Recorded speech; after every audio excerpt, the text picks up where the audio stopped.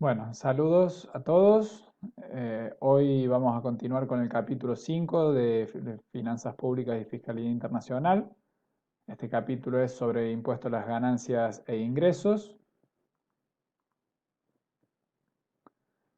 En cuanto a lo que es, o también se lo llama de manera general, impuesto a la renta personal, siendo este una de las principales, o uno de los principales tributos respecto a la recaudación de las distintas naciones, sobre todo en los países más desarrollados. El impuesto sobre la renta es el importante en la estructura tributaria. También hay que tener en cuenta que es uno de los impuestos que más influye en las decisiones de los agentes respecto a lo que es la elección entre el trabajo y ocio y ahorro e inversión. Por lo tanto, se deben contemplar fenómenos del exceso de carga, de los cuales ya hemos hablado en el capítulo 3. Y también es un impuesto de naturaleza personal porque permite adecuar la carga del tributo de acuerdo a la situación individual de la persona o familiar, a través de deducciones o también la aplicación de alícuotas de tipo progresivo, y por eso tiene importantes efectos sobre la distribución de ingresos y también en cuanto a cumplir con los parámetros de equidad vertical de los cuales hemos hablado a lo largo de los capítulos anteriores. Sin embargo, hay una serie de complejidades relacionadas a este impuesto, por ejemplo, en cuanto a la implementación de los controles necesarios para que se cumpla con los distintos parámetros, deducciones, mínimos no imponibles, con las alícuotas correspondientes, definir precisamente quién debe ser el contribuyente. Tenemos el caso de sociedades comerciales, el individuo, personas que están casadas, también toda la situación de las ganancias en empresas, cuando se distribuyen utilidades o no se distribuyen, todo el sistema de deducciones, qué cosas se permiten o no se permiten, lo que genera la inflación sobre los balances de las empresas, cuándo debe ser considerado ganancia y cuándo no, y también respecto al grado de progresividad, aspectos que vamos a ir desarrollando a lo largo de este video. En principio, debemos definir qué es lo que se entiende por renta o por beneficio económico, porque es determinante para poder definir el hecho imponible, es decir, qué es lo que va a determinar que se cobre o no se cobre el impuesto. Y en este sentido, lo que se busca definir es más bien un concepto de política social relacionado a cómo distribuir entre los ciudadanos la carga impositiva para financiar el presupuesto público, es decir, las actividades que va a llevar a cabo el Estado, antes que un criterio de medición de la rentabilidad desde el punto de vista de una empresa privada. Por lo tanto, algo muy básico para poder llevarlo a cabo es poder determinar u observar niveles de bienestar económico, que pueden ser flujos monetarios o en especie. ¿Sí? No solamente vamos a tener salarios o intereses o beneficios en el caso de las personas que llevan a cabo actividades como titulares de empresa, sino que también puede haber pagos en especie, ¿sí? Por ejemplo, a gerentes de algunas empresas internacionales no solamente les pagan un sueldo, sino que también les dan un auto de la empresa para que tengan a su disposición, les dan la casa donde va a vivir sus familias y eso no aparece en el recibo de sueldo, ¿sí? Sin embargo, también podría ser computado como una ganancia. La renta por revalorización, muchas veces el precio de las viviendas cambia, por ejemplo, en una zona donde se construyó una autopista o se construyó el tendido eléctrico o se llevaron servicios hasta esa zona ahora vale más, puede ser un punto que dispare la necesidad de gravar también ese incremento en la riqueza, o la renta imputada, porque no es lo mismo que una persona tal vez tenga un dinero y compre una chapa de taxi y el dinero que le da ese taxi, el Estado va y le cobra impuesto a las ganancias y con ese mismo dinero esa persona podría haber comprado una casa y se ahorra un alquiler. Por lo tanto, ¿por qué le vamos a estar cobrando a una persona y no a la otra? Sí, es como que gracias, es más, esa persona podría poner esa casa en alquiler y recibir un flujo de dinero. Entonces vemos que hay distintas situaciones que hacen que sea complejo poder determinar en qué casos o en qué casos sí, en qué casos no, o cuánto se debería cobrar en concepto de impuesto sobre la renta. Entonces, lo que se busca es grabar la afluencia, es decir, la llegada o la generación de riqueza neta del contribuyente.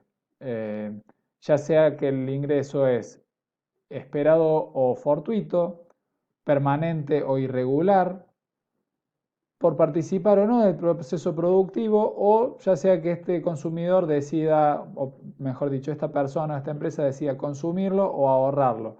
Si estamos viendo hasta ahora un criterio amplio, más bien teórico, del concepto de renta personal, que vamos a ver luego que no siempre se traduce en la práctica en los sistemas fiscales porque es muy difícil de aplicar y de medir algunas cuestiones. Entonces decimos, estamos en un enfoque comprensivo, que la ecuación para la determinación de la renta es la que ustedes pueden ver ahí, que es R menos G igual a renta neta, que equivale al consumo más el incremento patrimonial. Es decir, R es renta menos, es decir, lo que recibo menos lo que gasto, termina siendo la renta neta. U otra forma de verlo es lo que consumo más la diferencia en el valor de mi patrimonio. Entonces, ¿cuáles son las complejidades de este enfoque más comprensivo del concepto de renta, que es por ahí una de las preguntas que le pueden aparecer en un examen, ¿sí? Que definan la renta desde un enfoque comprensivo o desde otro tipo de enfoque? Eh, es la dificultad para observar el consumo que tienen las personas, como también la variación del patrimonio. Una persona, muchas veces en lo que se llama la economía informal, es difícil saber cuándo una persona estuvo comprando ciertos bienes y también con la posibilidad de comprar artículos de lujo, si se quiere, como obras de arte o joyas que son de fácil ocultación, por ejemplo, en una caja fuerte o en un inmueble rural, por ejemplo, esconder ese tipo de cosas que el fisco nunca se va a enterar y no hubo una transacción oficial que refleje ese flujo monetario. Y también, por ejemplo, ¿cómo evalúas una obra de arte? Sí, puede ser que esa obra de arte en realidad valga mucho más, pero es muy difícil evaluarlo. Así que muchas veces también evaluar el patrimonio de las personas resulta complicado.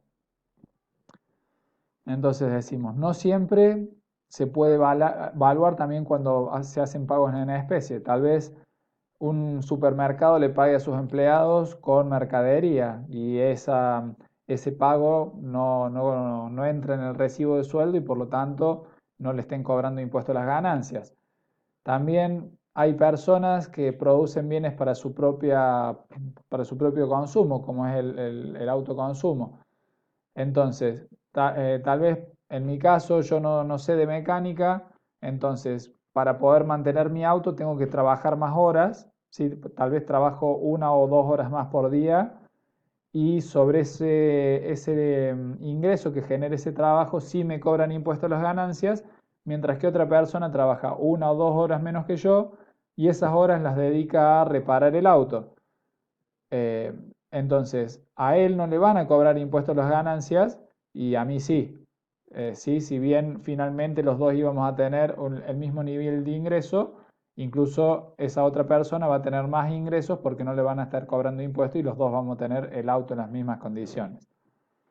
Y bueno, y también la cuestión del valor de los servicios de bienes de consumo durable, como puede ser una casa o un auto. eh, esta cuestión que se daba entre si yo utilizo mi capital para comprar una casa respecto a la posibilidad de alquilar y deducir ese alquiler del impuesto a las ganancias o tendría yo incluso la posibilidad de la casa que tengo ponerle en alquiler y ahí sí debería tributar ganancias. Es decir, se dan situaciones donde no parece del todo justo que se le cobre a unos y a otros no. Porque, obviamente, lo que se afecta cuando no se pueden contemplar estos puntos es el principio de equidad horizontal del cual hablamos en el capítulo 3. Porque personas que están en realidad en las mismas circunstancias deberían estar tributando lo mismo.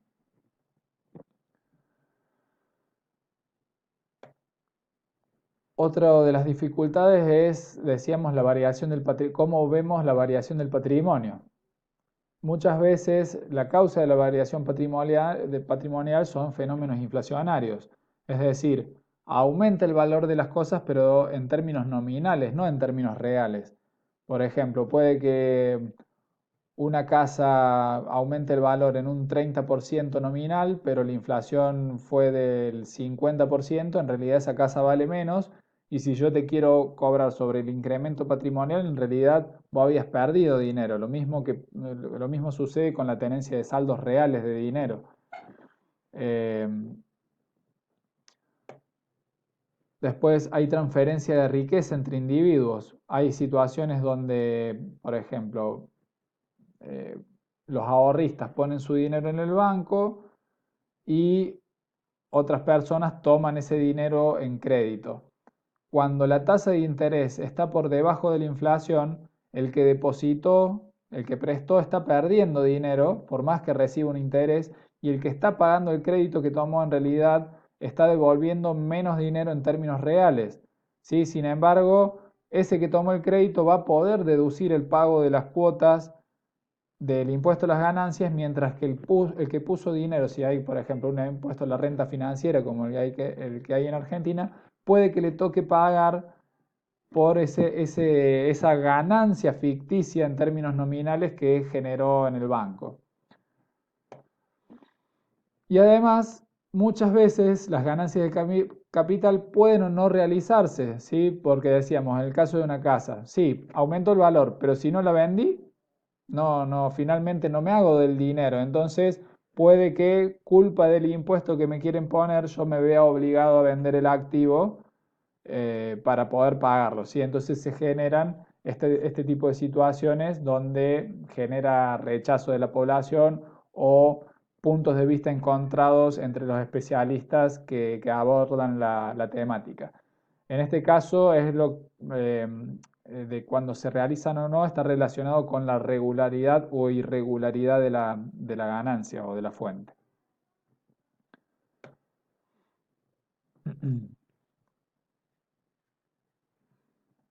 Bueno, también desde el punto de vista, otro de los enfoques teóricos muy importantes es la teoría de la fuente, donde acá adopta un concepto más restringido y más adaptado a las posibilidades de los sistemas tributarios de llevar a cabo el cobro y también la evaluación y el seguimiento de las actividades. Y lo que se busca o se adopta es un principio de separación de la renta respecto de la fuente donde proviene para que la riqueza recibida pueda ser objeto de imposición tanto personal como de manera progresiva. Entonces, se excluyen ingresos que no reconozcan una fuente que sea regular o estable en el tiempo, que fue lo que recién mencionábamos, y también aquellos que no revistan esas características, como pueden ser, o, digamos, ponen gravámenes especiales en caso de los juegos de azar, es decir, por un lado la cuestión de regular y irregular, o también fortuitos, como lo puede ser ganar la lotería. ¿Sí? Eso no caería dentro de la teoría de la fuente, sino que esta teoría propone aplicarle gravámenes especiales y diferentes a este tipo de ganancias.